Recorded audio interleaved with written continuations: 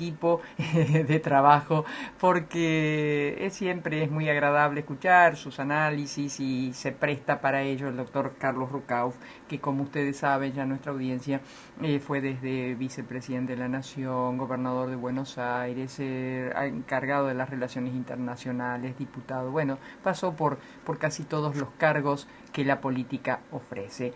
Doctor, ¿cómo está? Buen día. ¿Qué tal? ¿Cómo anda? Bien, bien, un gusto en saludarlo y Es bueno, para mí. requiriéndole de alguna manera un balance de este año que se va y una mirada sobre el que viene.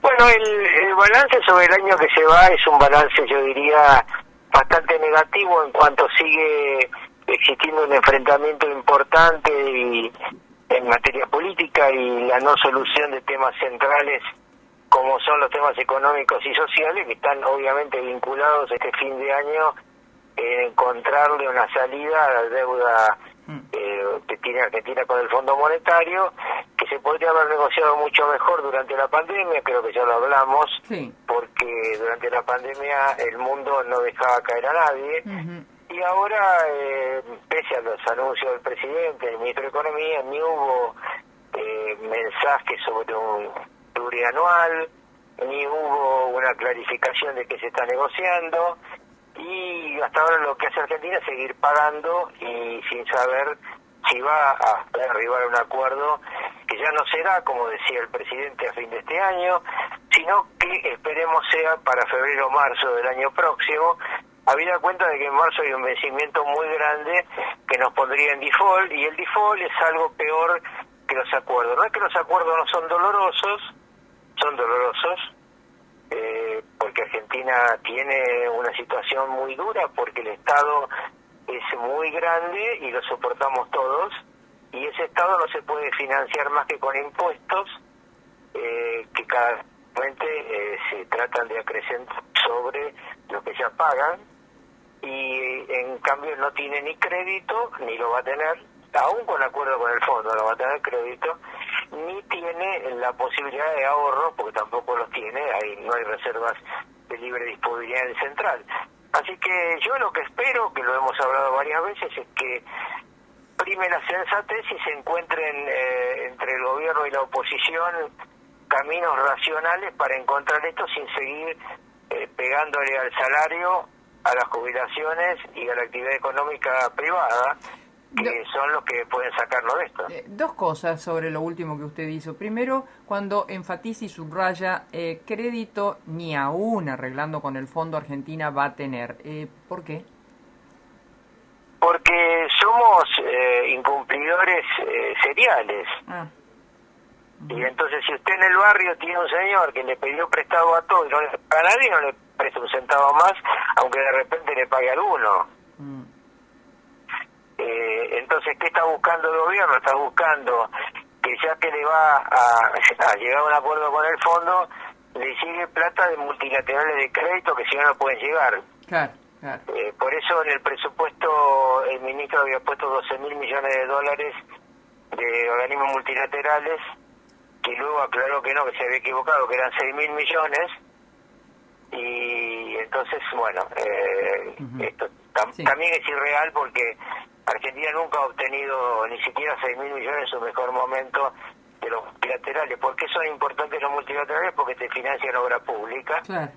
Y tampoco va a haber préstamos del sector privado. Lo que pasa es que con un default tampoco habría préstamos para las empresas.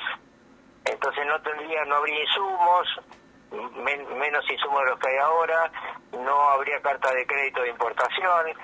Así que el tema es, estamos entre Guatemala y Guatepeor. Y en cuanto a el arreglo, supongamos, porque usted conoce y mucho de estas cosas, supongamos el más benigno, si no se ajustan, si no hay un retroceso en los salarios o un no empate con la inflación en los salarios, si no se tocan las jubilaciones, si no se aumentan los impuestos, ¿cuál es el camino que le queda al gobierno o que le quedaría al gobierno? El gobierno tiene gastos muy grandes en su propio funcionamiento. Y doy un ejemplo muy sencillo Sí. para que los ciudadanos que nos escuchan y las ciudadanas nos entiendan. Perón gobernaba con 5 ministros, ellos tienen 22. Hace poco hablé con un funcionario de la época de Alfonsín, que en que él estaba había 2 subsecretarías. Hoy hay 18 subsecretarías en el mismo lugar. Entonces, el Estado ha tenido un crecimiento expansivo, fundamentalmente en cargos jerárquicos de alto costo, y obviamente gastos operativos vinculados a ese incremento de personal jerárquico y de cargos políticos, que cuando se llega al gobierno con una alianza como la que está gobernando hoy la Argentina, deciden pagarle a cada uno de los socios de la alianza con una parte del Estado. Claro. Y esto es un costo que se podría bajar rápidamente. El otro costo del que nunca se habla es el tema subsidios. Los subsidios son un pozo negro donde nadie sabe muy bien quién paga y quién cobra. Y mientras todos los empresarios y los ciudadanos perdimos durante la pandemia, las empresas subsidiadas siguieron cobrando subsidio, y siempre que plantean de un lado y del otro del mostrador de la grieta es o tarifa o subsidio. No, ¿por qué tarifa o subsidio? Que también pierdan las empresas concesionarias, Claro. como hemos perdido todos los argentinos. Y podría seguir, no quiero aburrir a la gente. No, pero es con muy muchas interesante. consideraciones técnicas, pero sí hay de dónde cortar, Claro. que no sea sobre el dolor de la gente. Porque, a ver, doctor, es muy interesante, en lo particular, más o menos lo sé, pero no todo el mundo, porque he tratado de averiguarlo, pero no todo el mundo lo sabe, porque lo primero que nos venden, y lo digo entre comillitas, doctor, es que, bueno, va en detrimento del salario, va el aumento tal vez del IVA, que lo pagamos todos, y va al corte de los subsidios sociales. Eso es en general lo que venden. Nunca dicen que va al costo político, por ejemplo. Claro, porque además son condiciones que suelen ser defendidas por ambos lados del mostrador. Por eso le digo que este es un tema que requiere que se sienten en una pieza, en un salón, los oficialistas y los opositores con sus técnicos, Claro. y vean esta baja del déficit fiscal que se va a firmar, cómo se va a pagar. Claro. Porque si no queda claro, siempre se termina cortando del lugar de los que menos se pueden defender, porque cuando usted devalúa, lo que hace es licuar aún más salarios y jubilaciones, porque cuando devalúa hay más inflación. La devaluación en Argentina no es como en el resto del mundo. Cuando yo estaba en Italia, había una pequeña devaluación y no se sentía en el precio de los fideos. Claro. Acá hacen un incremento de evaluación mensual que va a pasar del 1 seguramente al 3, en lo que llaman el crawling peg, y usted va a ver que inmediatamente que los empresarios ven, empieza a haber una devaluación más alta, empiezan a aumentar los precios, aún de los que no tienen componente importado, porque es una especie de funcionamiento ya automático de la sociedad. Sí. Y toda la cadena empieza a funcionar igual, porque el que recibe un producto dice, no, pará, si yo lo vendo a 20 y me va a llegar a 21, pierdo. Eso se llama, Entonces doctor, perdón, creo que eso se llama inflación de expectativas. Exactamente. Lo que pasa es que las expectativas en Argentina están alimentadas por nuestra propia experiencia, porque de repente las expectativas en la vida tienen mucho que ver con la fantasía, en la economía o en el amor. Pero en el caso específico de la Argentina, las expectativas están vinculadas a lo que nos viene pasando.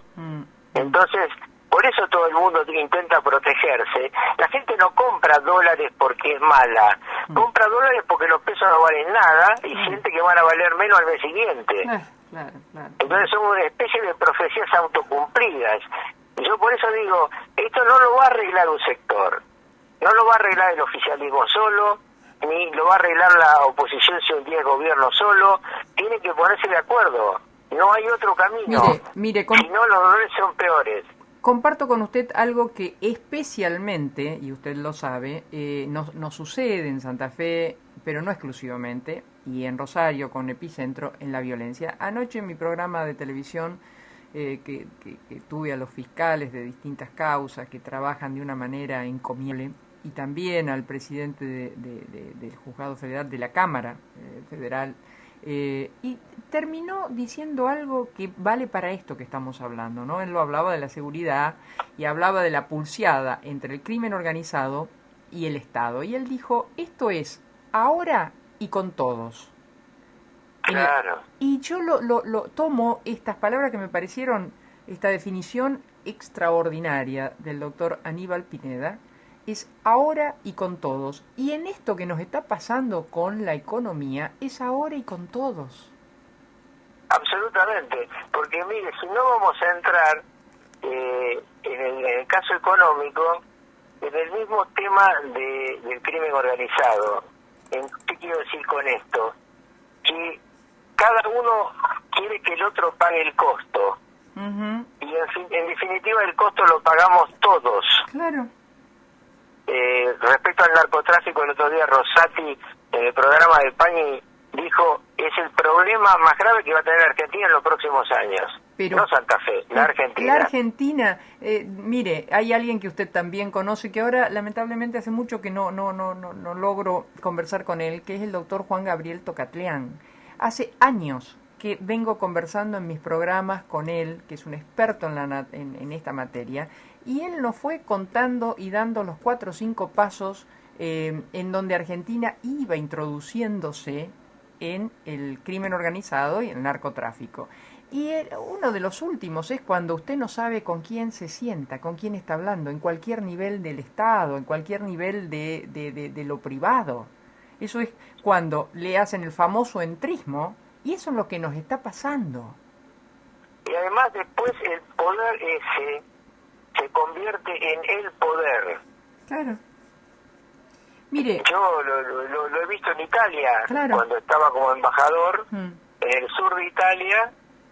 Un día yo estaba con una señora en una mesa y ella se quejaba de que tenía que pagar doble impuesto al Estado y a la mafia. Claro, claro. Entonces yo le comenté, qué barbaridad el impuesto a la mafia. Me dijo, mire, me preocupa más el del Estado porque la mafia es eficiente. Y entonces me quedé perplejo. Claro. Pero bueno, se van distorsionando las actitudes culturales. Yo quiero volver un instante al tema de la salida de esta crisis económica y social que vive la Argentina. Sobre el acuerdo con el Fondo Monetario, el gobierno, en una actitud equivocada el año pasado, se autolimitó y sostuvo que había que aprobar las facilidades extendidas que se van a acordar en el Congreso. Si no hay un acuerdo previo, en el Congreso vamos a ver repetido lo que ha ocurrido en la última semana, una primer victoria de la oposición, porque contó mal el oficialismo, una victoria del oficialismo contó mal la oposición, el número de diputados, y como afortunadamente ahora los parlamentos están más equilibrados, sería bueno que esto lleve no a encerrarse y a hacer picardías, de que viaja, otro no viaja. Se enferma, se ausenta. En la historia argentina hubo un caso muy importante hace muchísimos años en la provincia de Buenos Aires, pero digo muchísimos años, 40 años atrás, donde a un señor diputado muy conocido lo dejaron encerrado en un despacho para que perdiera una voz en su partido, ¿no? Le pusieron una barra del otro lado de la puerta. Entonces digo, la Argentina no es que de hoy que hace estas picardías, pero las picardías nos llevan siempre a que tengamos una nueva crisis y salgamos otra vez de más abajo. A mí me parece que acá, yo hablo con amigos míos que trabajan en unas posiciones y en otras, porque como estoy retirado tengo una libertad de palabra. Y uno me dice, no, porque vos sabés que con el gobierno no se puede hablar, y otro dice, no, porque vos sabés que con la oposición no se puede hablar, y a todos les digo, escúchenme muchachos, si ustedes no van a hablar con los que están en posiciones distintas, no hay acuerdo posible, porque hablar con los propios es fácil. Exacto. Y la situación es de un dramatismo significativo. La mitad de los argentinos bajo la línea de pobreza, una inflación creciente, pérdida de valor de la moneda, y ningún pronóstico positivo para el 2022 si no hay un acuerdo racional. Nadie le pide que se bajen de sus posturas personales y sus ambiciones, pero faltan 2 años para la siguiente elección y en el año que viene hay que encontrar una salida a esto para que no sigamos cayendo. Así es. Doctor, ojalá la encontremos, ojalá nos aferremos a la construcción de la paz que solo es a través de los consensos, ¿no? Y con esto le agradezco enormemente todo lo que nos dispensan a usted, a nuestros programas, para ayudarnos a pensar. Un gran 2022 para usted y todos los que le escuchan y el equipo que le acompaña. Gracias, igualmente para usted y su familia, doctor. Un abrazo. Gracias, adiós. Bueno, hemos conversado largamente con alguien que, como ve, habla con la libertad de quien ha pasado por todos lados y hablar con Rucauf es como hablar con Julio Bárbaro. No pierden su identidad política, pero pueden hablar mirando con tranquilidad errores o yerros de los unos y de los otros. Miren, lo nombré a Julio y coinciden, yo no sé si, obviamente que se conocen, no sé si tienen coincidencias o no con Rucauf, pero sí en esto coinciden. No hay otro camino que no sea el de los consensos, el de sentarse. Miren, ahí Rucauf dio en la tecla con un ejemplo, ¿no? A veces está bueno hablar con gentes que han recorrido tanta historia. Perón tenía 5 ministerios y 3 secretarías cada ministerio. Hoy, dice Rucauf, tenemos 22 ministerios y 18 secretarías por cada ministerio, por ejemplo. Y ojo, no son los sueldos que tenemos nosotros, ¿eh? Yo no me quejo y no señalo, no digo, bueno, tiene que cobrar más. No. Ahora, podés trabajar distinto. También lo señalaba él. ¿Por qué esa necesidad? A ver, yo me autopregunto, si vos me apurás, cualquiera, Brian, Juanjo, cualquiera, el que esté cerca mío y me dice, ¿me nombrás de corrido los 22 ministros? ¿Qué apuro me meten? ¿En qué apuro me meten? Te puedo nombrar así de corrido 3, 4. El quinto ya lo estoy pensando. ¿Qué significa eso? Y significa que existen poco. Algunos dirán, no, es la mala prensa. ¿Qué mala prensa? Cuando vos trabajás, es como el sol. Es como el sol. Lo podés tapar con una mano. Ver, siempre algo se te filtra. No hay posibilidades de oscuridad total ante el sol. Y en esto es lo mismo. Entonces, ¿por qué yo subrayo esto? Y yo sabía que en esta pregunta íbamos a un Rucauf que podía contestar por su experiencia de dónde se puede recortar.